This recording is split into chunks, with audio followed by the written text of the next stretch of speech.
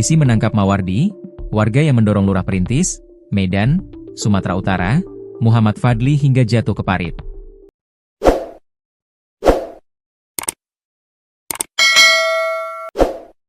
Kapolsek Medan Timur, Kompol Agus Butar Butar mengungkapkan, pelaku saat ini telah ditetapkan sebagai tersangka.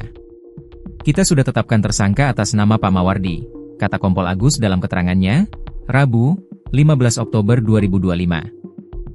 Mawardi, lanjut ia, sudah ditahan di Polsek Medan Timur. Sudah kita lakukan penahanan, ucapnya, dalam video Kompas TV.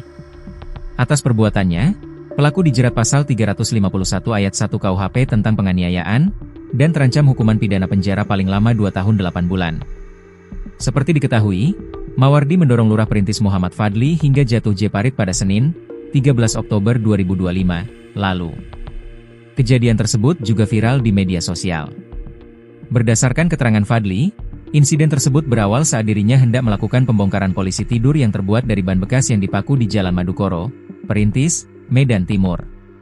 Namun, aksinya diprotes oleh Mawardi.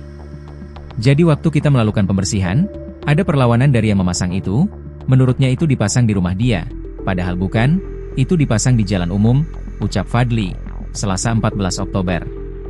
Keduanya pun terlibat cekcok, hingga akhirnya Lurah Perintis tersebut didorong Mawardi hingga masuk parit.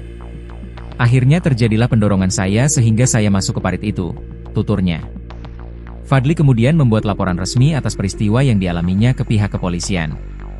Sementara itu, Kapolsek Medan Timur mengatakan polisi tidur yang dipermasalahkan tersebut tidak memiliki izin. Itu bukan dipasang lurah dan yang memasang tidak pakai izin untuk memasang polisi tidur tersebut, ungkapnya.